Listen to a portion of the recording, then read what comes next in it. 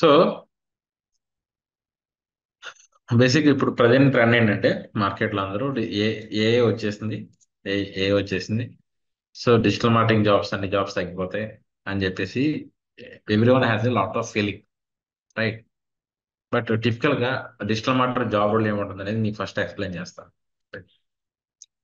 So మనం digital marketing లో work చేస్తే కనుక, ఒక if you're working for organization, right, as a digital marketer, so first important thing ఏంటంటే మీకు ఎస్ఈఓ, అంటే మీకు సెర్చ్ ఇంజిన్ ఆప్టిమైజేషన్.